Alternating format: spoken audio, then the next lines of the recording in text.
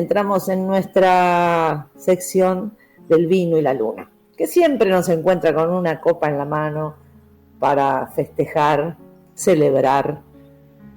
Pueden tener mate también, café, un vaso con agua, para homenajear a la vida, a la amistad, al arte, a todas las cosas buenas que sabemos hacer los seres humanos, a los vínculos, al amor. Y así, de esta manera, recibimos justamente este texto que acaba de leer Juan Manuel, es de Gabriel Rodríguez Molina y es nuestro entrevistado el día de hoy. Hola Gabriel, ¿cómo estás? Muchísimas gracias por estar con nosotros, es un honor. Hola, buenas noches, Ale, Juan, Miguel. Bueno, muy feliz día de la palabra ante todo y bueno, un placer compartir este rato con ustedes. Así que, buenísimo. Justamente te quería preguntar, para un narrador, un cronista, un poeta, un letrista, un dramaturgo, como sos vos, y muchas cosas más que ya vamos a hablar mientras hacemos la entrevista, ¿qué significa la palabra?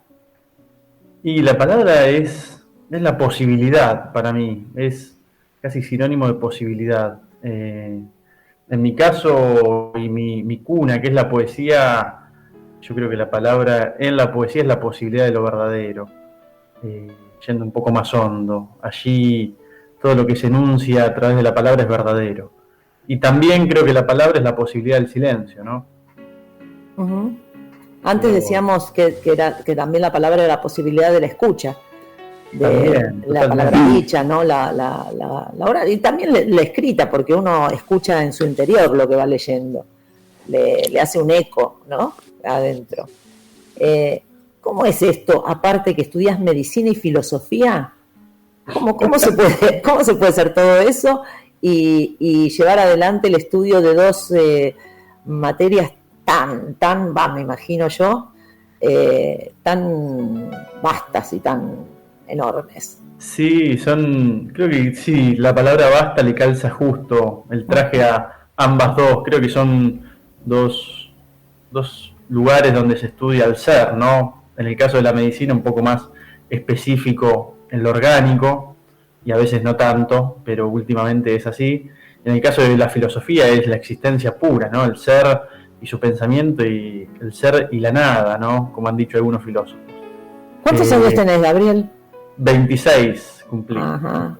Ese también es un dato muy importante, para mí por lo menos, en un momento donde todas las épocas, viste, se dice que los jóvenes esto, los jóvenes lo otro, ¿no? Y encontrar una persona tan joven con todas estas inquietudes y con toda esta voluntad de aprender y de seguir aprendiendo para, evidentemente, que me parece que tiene que ver con el arte y con los escritores, darse, me parece que realmente es maravilloso, me encanta. Gabriel, sí. Una pregunta, ¿qué tal? Buenas noches. Buenas noches.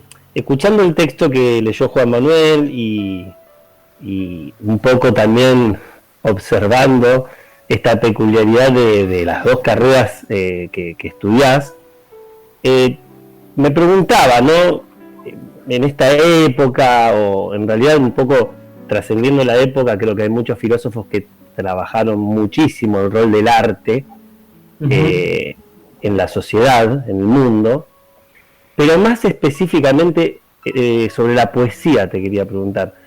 Si es que considerás, obviamente como un arte, pero la poesía específicamente, que puede explicar cosas que quizás la ciencia no puede. ¿Cuál es el rol que para vos ocupa? Porque estudiás digamos, estás como en los dos lados, me llama mucho la atención eso, y quería preguntarte una pregunta sobre eso. Qué buena pregunta, y sí, para mí es parte de lo mismo. O sea, yo siempre entendí casi como diría Heráclito, ¿no? Lo mismo lo antiguo que lo nuevo. Para mí lo mismo da filosofía o medicina siempre que se trate de ver al ser en todas sus aristas, de un lado o del otro del río. Creo que siempre lo entendí y eso me permitió tal vez llevarlo con cierta naturalidad, poder entender que la unidad, ¿no?, de la cuestión. Siempre hay partes poéticas de uno y partes que son más orgánicas, ¿no? a veces nos duele el alma y a veces nos duele el cuerpo. Pero es todo parte de lo mismo. Creo que un poco la cuestión está en entender que en realidad está todo muy enlazado y en el fondo estamos hechos de lo mismo, ¿no? Creo que en ese sentido sí, me ha servido como tener como esa noción de entrada para poder transitar, ¿no? Sí, y creo que sobre todo, ahí ya te dejo, Juan, sobre todo es que lo entienda el costado de la ciencia, ¿verdad? Porque, digamos, ahora Riquet decía, ¿no? Que cuando de alguna forma, ¿no? Cuando la ciencia se pisa la cola, aparece el arte a explicar eso que la ciencia no puede. El tema es que la ciencia a veces se pone un poco críptica, un poco hermética en relación a querer explicar con algo que no responde a leyes estudiadas, a parámetros, no sé, yo no tengo idea de eso porque no he estudiado nada de ciencia, y de repente, es decir, ¿cómo lo explica un dramaturgo? ¿Cómo explica Edipo la relación con una madre, o Antígona lo que es un duelo, ¿no? Sí, es increíble, tiene el poder, creo que sí, que cuando la ciencia se queda sin horizontes y se queda sin lo tangible y lo visible, empieza a pesar la balanza al lado de lo invisible, y lo invisible es toda la poesía, ¿no? Todo lo que no se puede ver, porque como decíamos hoy, ahí está el mundo de la posibilidad, es un mundo totalmente abierto, y lo abierto es lo poético, en ese sentido. Gaby, y yo le quiero contar a los oyentes que lo que leí en el segmento del Vino y la Luna es un epílogo de tu libro que estuviste presentando por el sur.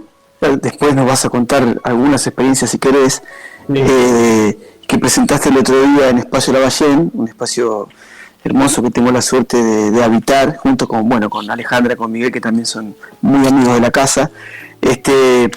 Y hay ahí en la última frase, o en varias de las frases, que a mí me dispara preguntarte, reflexionar primero respecto a lo que decía Miguel, que es cierto, no solamente creo yo que la ciencia, sino cualquier acto de vida que se corra de lo poético, termina como cerrándose, ¿no? En definitiva, ese motor poético que está en todos lados, en la medicina, en el kiosquero, en el canillita, en el que va a hacer su labor. Cuando está esa mirada poética, encuentra lo poetizante en la labor, y siempre decimos en este programa, artistas, poetas, somos cada quien. Se trata de poder tener los medios o generarlos o pelear por ellos para que cada quien lo pueda desarrollar. En tu caso, te quería preguntar,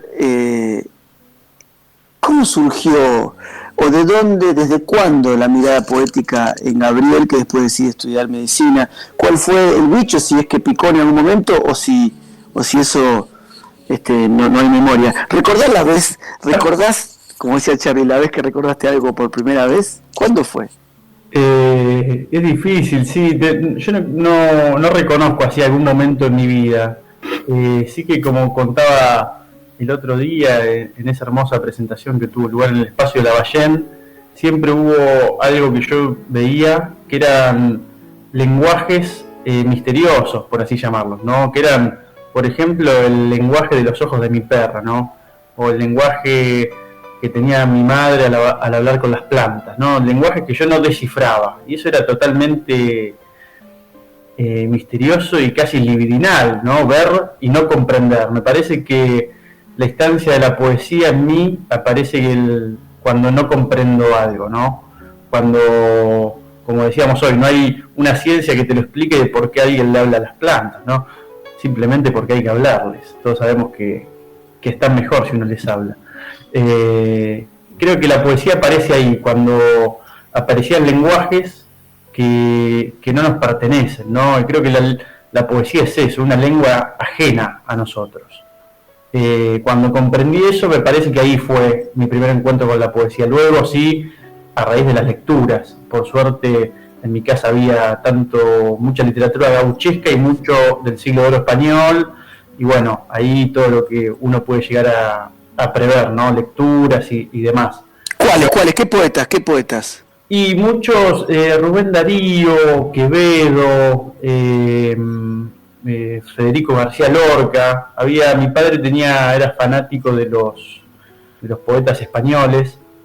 Y después yo empecé con mi propia investigación. En general me gustan hoy en día, podría decir, muchos poetas argentinos: Jacobo Friedman, Almafuerte, Ramponi, Bustriazo, Algorozco, Pizarnik, Klaus Baldovin, una poeta bárbara, como que me han ido iluminando, ¿no? Storni y demás. Pero sí, en esas instancias de lectura también había algo que no se podía explicar. Era por qué una palabra que estaba en un papel me angustiaba, o me hacía llorar, o me hacía dudar, o me hacía conmover, ¿no? ¿Quién puede explicar eso, no? Uh-huh. Vos escribiste muchos libros: El despertar de los ojos glaucos, Lágrimas de un pájaro, Me necesitan las flores, Un cielo que llama muerte, Severino y ahora Guevara. De la forma más sintética que puedas, ¿cómo es ese proceso de crear un libro para que eso que recién relatabas que hacían los poetas en vos lo puedas hacer con otras personas que no conoces? Claro, que sí, eso de lo desconocido del otro, o sea, siempre hay un otro pero no lo conocemos. Me parece que ese es parte de una clave para perder el miedo un poco a la escritura. Cuando era chico, no me acuerdo de mi primer libro, uno siempre estaba atento a la mirada del otro, pero al ser un otro desconocido, siempre ayudaba, en mi caso, que soy un poco tímido y bueno, eso ayuda. Y después siempre fue la idea de instalar una voz. En el caso del despertar de los ojos glaucos, es la historia de Glauco, el hijo de Poseidón, el hijo rebelde que se escapa del Olimpo. Es un yo poético muy lírico, y después hay búsquedas mucho más minimalistas y orientales en los segundos libros y terceros, y luego ya las novelas que aparecen muy vinculadas con la palabra del teatro, ¿no? Con el yo teatral de la máscara. Entonces creo que hay como un tránsito ahí que sin querer he ido trazando desde la mitología griega hacia los poetas orientales como Matsuo Bayo, y luego a poéticas de la máscara y novelísticas históricas, ¿no? Que es lo que ahora un poco más me tiene atareado con estos últimos 2 libros. Pero siempre creo que es la posibilidad de vincularse desde lo verdadero de la poesía, y poder a través de la palabra y a través del silencio instalar preguntas. Un poco el eje de mi poética creo que hoy en día está más en la pregunta que en la respuesta, ¿no? Gaby, dicen, o por lo menos algunas de las cosas, de las pocas cosas que pude leer respecto de esto, que uno de los poemas más perfectos que existe, que tenemos la suerte de tener, es El Cuervo, de Edgar Allan Poe. Uh-huh. Y hay estudios que dicen que él se tomó mucho tiempo para medir cuidadosamente justamente lo que es el pilar de hoy, la palabra, cómo él medía la palabra métricamente. Entonces te pregunto, ¿hay un vuelco metafísico del alma en la escritura poética? ¿Hay una estructura métrica de cuidado rítmico, estructural y constructivista de la poesía, o hay de las dos? Creo que hay de las dos, o por lo menos en mi caso. No significa que siempre sea así. En mi caso, yo soy muy intuitivo y muy instintivo, y a veces un tanto salvaje en cuanto a los formalismos, pero a la vez, y en ciertas estéticas, siempre piden un poco de premura y un poco de estudio. En mi caso, al ser letrista, o escribir décimas, por ejemplo, o abocarme al lenguaje criollo por momentos, escribir coplas, escribir vidalas, milongas, ¿no? Eso sí está como muy estudiado por momentos. Al menos eso es lo que busco yo, ¿no? Que haya una musicalidad, una rima y una métrica. Después, a la hora de escribir otro tipo de lenguajes, libros de poesía, míticos, ¿no? Teatro y demás, la cosa va más por la respiración y el tono, pero no tanto algo métrico, sino es algo mucho más invisible, ¿no? Y que tampoco uno lo puede delimitar, sino que el texto se apropia de uno vorazmente y uno se entrega. Gabriel, te hago una consulta, una pregunta, y en realidad más además de para saber yo, por curiosidad para los oyentes.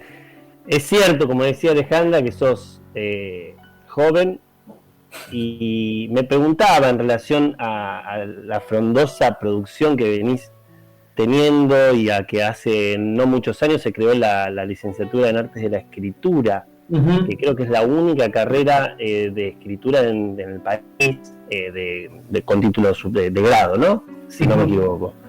Y pensando en los jóvenes, porque el camino de los dramaturgos, quizás nosotros que somos actores lo tenemos un poco más conocido, que no por eso sea más simple, pero sabemos más por dónde.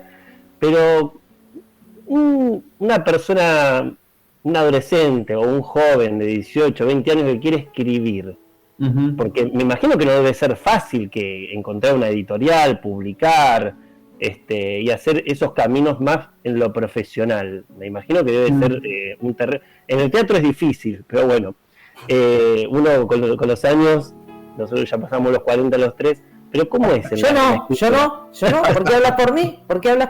Claro. Pará, ¿y por qué yo tampoco, amigo? Bueno, viste, Juan Manuel y yo no. Parece que acá aquí en la poesía el tiempo no existe, así que... Claro, por eso mi vida es absolutamente poética.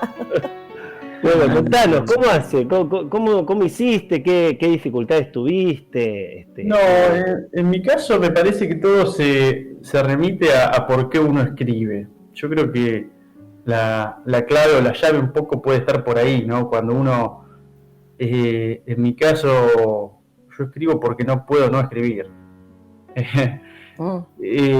Me pasa así, ¿no? O siempre me pasó desde que empecé a escribir que no pude parar.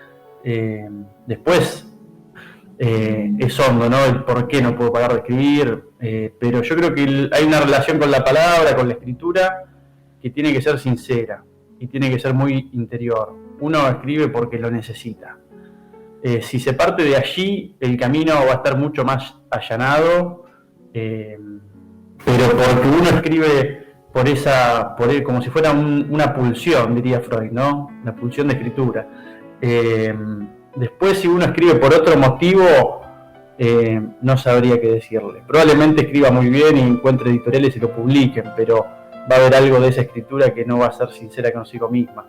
Ahora bien, si escribís, me parece que tenés que tener no tanto la mirada del otro, que no pese tanto, o por lo menos en mi experiencia, me acuerdo del primer libro, tenía como una certeza muy fuerte de que yo tenía que escribir ese libro. Y no me importaba mucho la distancia de la lectura del otro, sino que yo creía que lo tenía que publicar así. Y me sirvió ser un poco, tal vez fue medio torpe, pero a la vez necesitaba ese salvajismo para arrojarme a ese vacío, ¿no? Ustedes los actores lo conocen muy bien, el vacío, ¿no? Ese vacío antes de la escena, es terrible. Entonces me parece que si uno no tiene como un salto de intensidad muy fuerte, es imposible romperlo. En mi caso sucedió así, que esa intensidad vino por anular la estancia del otro y escuchar por qué yo escribía. Me parece que me preguntaría eso, ¿por qué escribo? Después el resto va a estar bien. En mi caso yo tuve la suerte de publicar en algunas editoriales de Buenos Aires, siempre con buen catálogo. Fueron como distintas. Ahora estoy publicando por la editorial Sudestada. Y bueno, pero tampoco es que me fije muchísimo, sinceramente, en eso. Tampoco nunca estudié escritura, así que soy medio un bicho raro en eso. Gabriel, un autodidacta. Vos recién decías, pregunto por qué escribo, y Benedetti se preguntaba, usted preguntará por qué cantamos. Y los motivos que daba para la canción eran todos motivos muy profundos y que tenían que ver con el ser, con las preguntas del ser. ¿Qué experiencia, qué te pasó al llevar tu poesía a los vastos territorios del sur de la Argentina, vastos con tradiciones tan variadas? ¿Cómo fue la respuesta de la gente? ¿Cómo lo viviste? Bien, en realidad fui con mucha curiosidad, e incluso fui con un perfil muy bajo, sinceramente, porque no sabía dónde nos estábamos metiendo. Yo hice la gira con Julio Covielo, bandoneonista y amigo, y fuimos a Bahía Blanca, Trelew, Puerto Madryn, Puerto Pirámides y La Pampa. Y la verdad que mucho respeto. Yo no esperaba tanto respeto, sinceramente, y sabían que íbamos, nos esperaban, habían investigado sobre el libro, la gente se compraba el libro para ellos y para todos los familiares. Fue increíble, la verdad que fue un alegrón. ¿Con qué libro pasó eso, perdón? Con el último, con Guevara y con Severino, que fueron los que pude llevar ahora, porque los otros no tenía, como no hay más, se agotaron. Y estos 2 libritos que pude llevar en un bolsito, porque tampoco llevé muchos libros, fui como me habían pedido algunos, y los primeros días ya se habían agotado, y mucho respeto por la palabra, ¿no? Es difícil, por ejemplo, en Puerto Pirámides nos tocó estar en un bar donde estaban los pueblerinos, ¿no? Los pesqueros, marisqueros, gente del puerto, y bueno, llegarles a la palabra a mujeres y hombres que habían estado tal vez 10, 12 horas pescando arriba de un barco y que van a tomarse una cerveza en un bodegón en la noche, como son corazas duras, ¿no? Para atravesar. Y de repente algo de la palabra sucedía y suscitaba luego un abrazo, una conversación, un saludo. Así que diría que la palabra que sí, respeto por la palabra, mucho respeto por la palabra. Gaby, para finalizar nuestra entrevista te hacemos la pregunta que siempre le hacemos a todos nuestros entrevistados. Sí. Esa es el fuerte nuestro, porque estamos investigando qué significa esto, porque queremos saber qué piensan los demás y cómo y desde qué lugar lo viven. ¿Qué es el amor para vos? Sí, es una gran palabra. Yo justo estoy como escribiendo al respecto y se me ocurrieron muchas posibilidades. Para mí el amor es dar. Lo dejaría ahí. Después, justo ayer estaba leyendo un libro de Javier Heró, que él dice: el amor es la posibilidad de detener el tiempo, también. Y también pensando en Ernesto Guevara, a raíz del libro, el amor es sentir como propio el dolor ajeno, ¿no? Pensar en esas 3 líneas, me quedo con la primera, de que el amor es dar, pero también pienso que hay una detención del tiempo y hay algo de lo ajeno que se mete en uno cuando se trata del amor. ¡Wow! Sí. Bueno, ¿ves? Nos aportaste un montón de cosas, porque es tan inmenso el amor que cuando nos responden a esta pregunta, uno se siente identificado, uno profundiza en su propia experiencia, ¿no? Entonces, bueno, te agradecemos un montonazo, nos vemos dentro de poco. Gracias por haber estado con nosotros, con nosotras, y nos vemos dentro de poco. Así, ¿no? Sí, sin más. Muchas gracias por estar. Y bueno, a seguir celebrando la palabra. Gracias. Gracias, Gabriel.